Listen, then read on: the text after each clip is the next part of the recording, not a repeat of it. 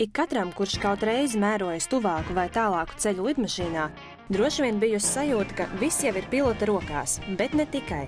Rūpēties par drošību lidojuma laikā var arī atrodoties uz zemes. Iepazīsimies aviodispečeri, gaisa satiksmes pelēkie kardināli. Lai arī operators tuvojas ar kameru, neviens no darbiniekiem lielu uzmanību mums nevelta. Viņu skatienu pievērst monitoram, kur pa nezinātāju acīs šķietami mistiskām līnijām pārvietojas punktiņi. Pie katra no tiem reisa numurs. Šis darbs nozīmē atbildību par gaisa satiksmes organizāciju, kā arī atbalsts sniegšanu pilotiem meklēšanas vai glābšanas darbu laikā. Un atbildība nenoliedzami ir milzīga. Varbūt kādam liekas skatīties vairākas stundas monitorā, kurā skaisti zibinās krāsainas uguntiņas.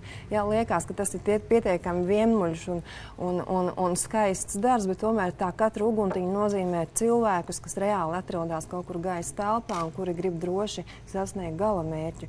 Šajā darbā slodze ir ne tik daudz fiziska, bet drīzāk psiholoģiska.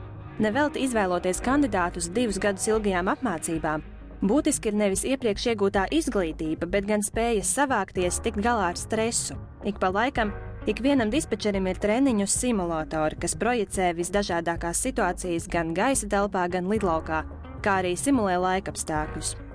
Darbā nav 2 vienādu dienu. Tā tu vari sagatavoties, atnākt, kā es vakar nostrādātājs arī nostrādāšu šodien, tā nebūtu nav. No vienas puses tavu darbu regulē gan procedūras, gan noteikumi, gan minimumi, kurus tu drīksti pielietot darbam. Taču tas ir visnotaļ kreatīvs, jeb citiem vārdiem runājot, radošs darbs. Ir jāpievērš papildus uzmanība tam, kā tu atpūties tad, kad tu nestrādā, jo strādājot pie pults, tu nedrīksti atļauties domāt par kaut kādām sadzīves lietām vai lietām, kas tev notiek mājās, vai vēl strādājot, tu jau sāc domāt par lietām, kuras tu darīsi pēc tam. Darba grafiks ir slīdošs. Citi ierodas dienas pirmajā pusē, nākamie viņus nomaina pēcpusdienā, bet cita maiņa pavada pie monitora garās nakts stundas. Mūsu laika zonā intensīva satiksme parasti notiek tieši tajās nakts stundās, kad visvairāk nāk miegs no 1 līdz 2 un pēc tam no 4 līdz 6. Ik pēc pāris stundām pienāks pārtraukums. Tu vari, protams, nepārtraukt skatīties monitorā, toties tu vari arī skatīties laukā pa logu. Mazāk lidmašīnas veic savus lidojumus, piecelies, pastaigā, iztaisno savu muguru. Zini, ka tas viss arī fiziski atsaucās uz to, jo sēdošs darbs mums ir, tas ir fakts, jā, gluži tāpatās kā pilotiem. Aviodispečeri regulāri veic medicīniskās pārbaudes. Vai ar redzi, dzirdi, sirdsdarbību viss ir kārtībā. Tiek pievērsta uzmanība arī asins analīzēm un plaušu rentgeniem. Latvijas gaisa satiksme atzīta par vienu no labajiem piemēriem Latvijā darba drošības ziņā. Kā piemēram, līdz ko uzņēmumā tiek ieviesta kāda jauna iekārta, uzreiz tiek rīkotas apmācības tās lietošanā visiem dispečeriem, lai viņu sagatavotības līmenis būtu maksimāls. Tomēr kļūdas iespējams jebkurā darbā.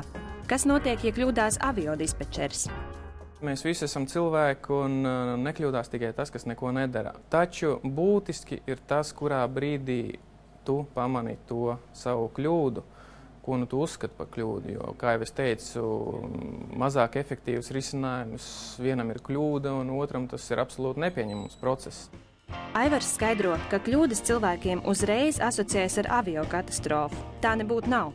Arī pielaist lidmašīnas viena otrai tuvāk par 30 km profesionāļu vidū jau tiek uzskatīta par kļūdu.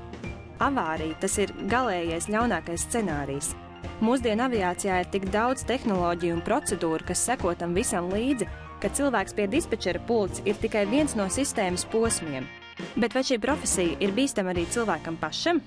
Šo profesiju varētu saukt arī bīstami, jo viņa ir stratēģiska profesija. Gluži tāpatās kā pilota profesija ir stratēģiska, arī mūsu profesija ir stratēģiska. Ja mēs varam tikt pakļauti tāpatās teroristu uzbrukumiem, vai no kāda skatu punkta mēs skatāmies. Mums ir notikuši visādi NATO samiti un citādi globāli pasākumi, hokeja mači, kad ielido vairākas lidmašīnas un paaugstinās stresu un paaugstinās uzbrukumu un visādi riski. Protams, tas viss ietekmē tavu nervu sistēmu un tālāk tas viss izpaužās kaut kur ģimenē noteikti vai uz apkārtējiem cilvēkiem.